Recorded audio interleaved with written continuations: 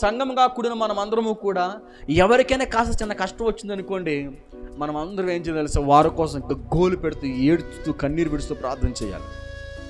అది మన సమస్యగా ఫీల్ అవ్వాలి. నీ ఇంట్లో ఏదైనా సమస్య వస్తుంది, నీ సమస్యగా నీ ఫీల్ అవుతూ బాధపడుతుంటావే. నీ సంఘ సహోదరులకు, నీ సంఘంలో ఉన్నటువంటి ఎవరికైనా ఒక చిన్న సమస్య వస్తే ఆ సమస్య నీ సమస్యగా ఫీల్ అవ్వాలి. మన సంఘంలో ఎవరికైనా కాస్త బాధ వచ్చిందనుకోండి, తెలిసిందా, వెంటనే ఏం చేయాలి? వెంటనే వారి యొద్దకు వెళ్ళి పరామర్శించాలి. వెంటనే వారిని ఆదుకోవాలి. ఒకవేళ చేతనంత సహాయం ఒకవేళ చేసేంత శక్తి నీకుంటే సహాయం చేయడం కూడా తప్పు కాదు. స్తోత్రం గాక. చిన్న సమస్య వచ్చినప్పుడు ఆ సమస్య నాదే అని ఫీల్ అవుతున్నప్పుడు మనం అద్భుతంగా ఆ కుటుంబాన్ని మనం బలపరిచినట్టు ఉంటుంది, ఆ కుటుంబాన్ని మనం ధైర్యపరిచినట్టు ఉంటుంది.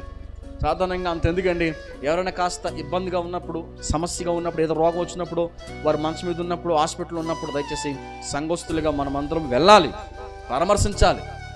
మా వాళ్ళు కాదులే, మా బంధువులు కాదులే, మా వారు కాదులే, మా ఇంట్లో వాళ్ళు కాదులే, మా తోబుట్టువులు కాదులని చెప్పి ఎవరు ఉండిపోవద్దండి. కనీసం వెళ్ళలేని పక్షంలో, వెళ్ళుటకు శక్తి లేని పక్షంలో కనీసం ఫోన్ చేసైనా పరామర్శించాలి. అది గొప్ప లక్షణం. స్తోత్రునిగాక. ఆ లక్షణం నేటి క్రైస్తవుల్లో ఉండునుగాక. ఆమేన్.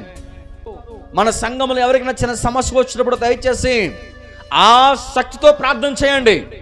ప్రార్థన చేయడం ఒక లెక్క, ఆ శక్తితో ప్రార్థన చేయడం మరొక లెక్క.